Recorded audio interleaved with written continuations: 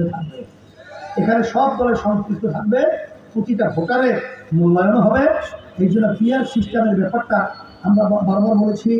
সমস্ত রাজনৈতিক দলগুলো বলতে গেলে সবাই একমত পোষণ করেছে, কিন্তু বিএনপি তারা এটাকে পছন্দ করছে না। কারণ তারা এককভাবে ক্ষমতায় যেতে পারবে না, আর ফ্যাসিস্ট হতে পারবে না, আর লুটপাট এই অবস্থাও তৈরি বাংলার জমিনে করতে পারবে না। এই জন্য আমি বলবো, বিএনপিকে দেশের কল্যাণের জন্য, জনগণের কল্যাণের জন্য, ক্ষমতা স্বার্থের ঊর্ধ্বে থেকে দেশ এবং মানবতার কল্যাণে সবাই আমরা এগিয়ে আসবো। বিএনপিকে আমি আহ্বান করছি, এই আশাবাদ ব্যক্ত করে আপনার কষ্ট করে এসেছেন, আপনাদের সবাইকে ধন্যবাদ জানিয়ে আমি আলোচনা শেষ করছি। রব্বানা আতিনা ফিদ দুনিয়া হাসানাহ ওয়া ফিল আখিরাতি হাসানাহ ওয়া কিনা আযাবান্নার। রংপুর মহানগর শাখা কর্তৃক আয়োজিত আজকের সমাবেশের সভাপতি, মঞ্চে কেন্দ্রীয় সম্মানিত প্রেসিডেন্ট সদস্য সহ বিভিন্ন পর্যায়ের দায়িত্বশীল, সামনে বিশেষ করে যারা উপস্থিত হয়েছেন, বাংলাদেশের ভিতরে উল্লেখযোগ্য জেলা রংপুর, যেই রংপুরে ইসলামী আন্দোলন বাংলাদেশ হাত পাখা প্রতীক নিয়ে মহানগরে যখন মেয়র নির্বাচনের প্রতিদ্বন্দ্বিতা করেছিল, সারা বাংলাদেশ তাম বিশ্বের মধ্যে ইসলামের পক্ষে আপনার সমর্থন দিয়ে ইসলামকে বাংলার জমিনের ভিতরে তাম বিশ্বের ভিতরে আপনারা সম্মানিত করেছেন। এক পর্যায়ে রংপুরের মাটি ইসলামের ঘাঁটি। ইসলামী আন্দোলন বাংলাদেশ দলটা প্রতিষ্ঠিত হয়েছে 1987 সালে। লক্ষ্য উদ্দেশ্য ছিল এই বাংলাদেশকে একটা কল্যাণ রাষ্ট্রে পরিণত করা। আপনারা দেখেছেন, বাংলাদেশ স্বাধীন হয়েছে 53 বছর চলছে। এই 53 বছর যারা দেশ পরিচালনা করেছে, এরা বারবার ইসলামকে, ওলামায়ে কেরামদেরকে, ইসলামী দলকে বিভিন্ন কৌশল সিঁড়ি হিসেবে ব্যবহার করে আমাদেরকে বারবার পর গাছার ভূমিকায় রেখেছে। আমরা কখনোই যেই দেশের ভিতরে 100-র ভিতরে 92 জনের মতো মুসলমান বসবাস করে, যেই দেশের মধ্যে আযানের শব্দে বাচ্চাদের ঘুম ভেঙে যায়, যেই দেশের মধ্যে আযানের শব্দে বাচ্চারা মায়ের কোলে ঘরে যায়, সেই দেশের মধ্যে বারবার ওরা কৌশলগত ইসলাম নামক গাছটাকে মজবুত হতে দেয় নাই, শক্তিশালী হতে দেয় নাই। জুলাই আগস্টের পরে এখন বাংলাদেশের ভিতরে ইসলামকে রাষ্ট্রীয় পর্যায়ে ক্ষমতায় নেয়ার একটা পরিবেশ তৈরি হয়েছে। সবাই বলে আলহামদুলিল্লাহ। কারণ বাংলাদেশের মানুষ স্বাধীনতার পরে দেখেছে, যারা বারবার ক্ষমতায় গেছে, দেশ পরিচালনা করেছে, এরা আসলে মূলত দেশের জনগণের কল্যাণের চেয়ে নিজেদের কল্যাণটাকে অগ্রাধিকার দিয়েছে। তাদের পরিচালনায় সুন্দর বাংলাদেশটা তাম দুনিয়ার ভিতরে একবার নয়, দুইবার নয়, 5 বার চোরের দিক থেকে ফাঁস হয়েছে। তাম দুনিয়া দেখেছে তাদের পরিচালনায় এদেশের হাজার হাজার মায়ের সন্তান হারা হয়েছে।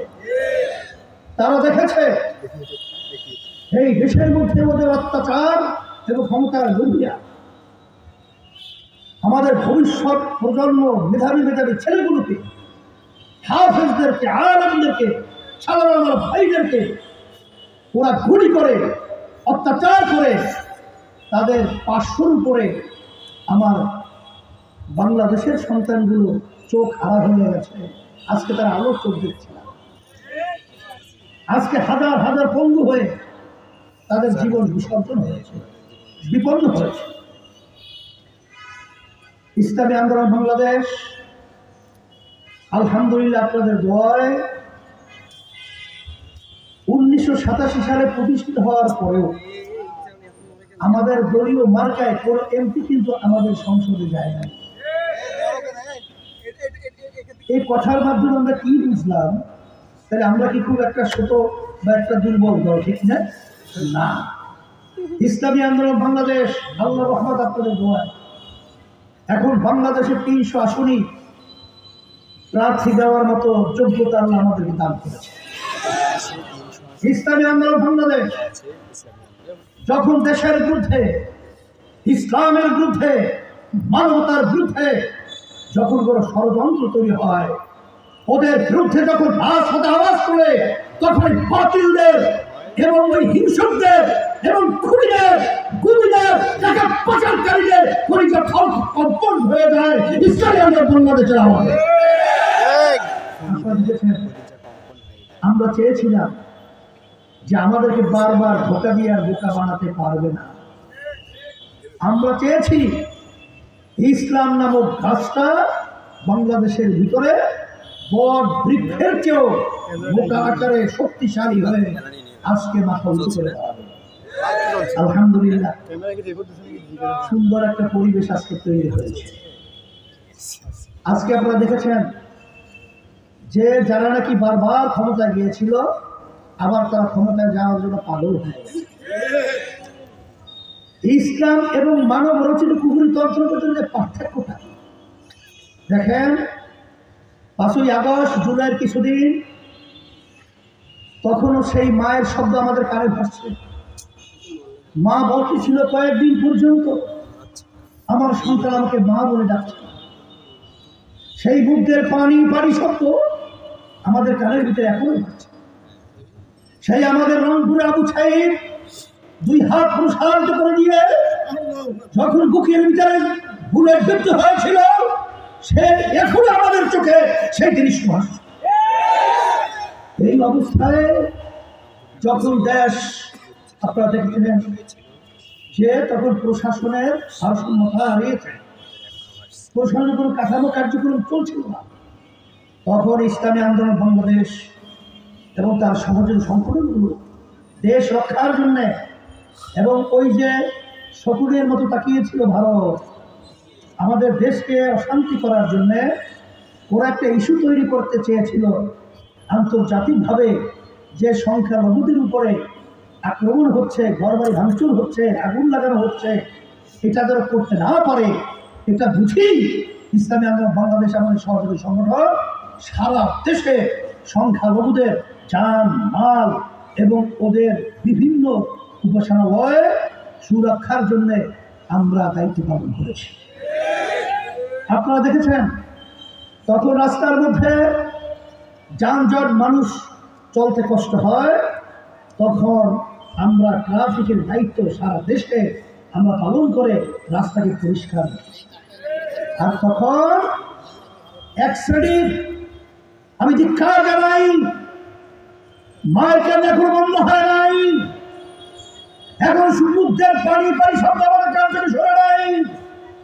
তখন এক শ্রেণীর ক্ষমতালোভীরা তখন জায়গা দখল করে ব্যস্ত, চাঁদাবাজি করার জন্য ব্যস্ত এবং বিভিন্ন লোক করা ব্যস্ত হয়ে পড়েছে। আমি বারবার বলবো, আল্লাহ রাব্বুল আলামিন বলেছেন, পানীয় ভাবে এবং স্থল ভাবে যত বিপদ আবাদ মুসিবত, এটা তোমাদের হাতের কামাই। যারা পরীক্ষিত, আমাদের জনগণ, বাংলাদেশের কল্যাণ যাদের থেকে আসে নাই, তাদেরকে আবার ক্ষমতায় নিয়ে তাদের থেকে যদি আমরা আবার কল্যাণ রাষ্ট্র চিন্তা করি, এটা একটা অযৌক্তি এবং দিনকে রাত বাড়াবাড়ি একটা চিন্তারই বহিঃপ্রকাশ। সেই হিসাবে আমি বলবো, আজকাল একমাত্র দুনিয়াতে শান্তি, আখেরাতে মুক্তি, তার নীতি আদর্শ, তার নাম হলো ইসলাম। ইসলামী আন্দোলন বাংলাদেশ থেকে আমরা আহ্বান করছি, আসেন আমরা বারবার বিভিন্ন 53 বছরে আমরা দেশ পরিচালনা দেখেছি, আমরা ইসলামী নীতি আদর্শে দেশ সমাজ আমরা দেখি নাই। আমি সকলকে একটা আহ্বান জানাবো, আসেন আমরা সবাই একত্রিত হয়ে ইসলামকে রাষ্ট্রীয় পর্যায়ে ক্ষমতা নিয়ে আমরা একটা কল্যাণ রাষ্ট্র দুনিয়াতে শান্তি আখেরাতে মুক্তির পর আমরা তৈরি করব, এই আশা আমি আপনাদের কাছে করছি এবং সমস্ত বাংলাদেশ সর্বত্র আমি করছি। সাথে সাথে আমি ভারতকে বলবো, এবং যারা ভারতের দালাল বাংলাদেশে রয়েছে, বাংলাদেশ ইতিহাস আপনার জানা রয়েছে, এবং 5ই আগস্ট এবং জুলাই কিছুদিন অবস্থান আপনারা দেখেছেন, গুলি করে কিন্তু অন্যায় প্রতিবাদে আর একজন বুক পেতে দাঁড়িয়ে থাকে। এদেশের লক্ষ লক্ষ মানুষকে স্বাধীন করতে গিয়ে জীবন দিয়েছিল, কিন্তু আজকে আমাদের পাশের রাষ্ট্র, আমাদের বন্ধুত্ব সুলভ আচরণ ছিল তাদের সাথে, এটা নিয়ম, কিন্তু তাদের আচরণে আমরা ক্ষুব্ধ, আমরা কষ্ট পেয়েছি। বরঞ্চ তারা বলে এই 16ই ডিসেম্বর এটা নাকি স্বাধীন পেয়েছে ভারত, আমাদের বাংলাদেশ স্বাধীন তারা স্বীকার করে না। আমরা বলবো আপনারা ভালো করে জেনে রাখেন, আমাদের বাংলাদেশের মানুষ আমরা অন্যান্য সব ঐক্যবদ্ধ দেশের ব্যাপারে, আমরা ঐক্যবদ্ধ আমাদের ইসলামের ব্যাপারে। যদি ইসলাম এবং দেশের বিরুদ্ধে কোনো ষড়যন্ত্র হয়, তখন এই বাংলাদেশের 18 কোটি মানুষ তাদের জীবন নিয়ে বুক পেতে এই বাতিলদেরকে প্রতিহত করার জন্য প্রস্তুত হয়ে অপেক্ষায় রয়েছি। সেই হিসাবে সকলকে আহ্বান জানাবো।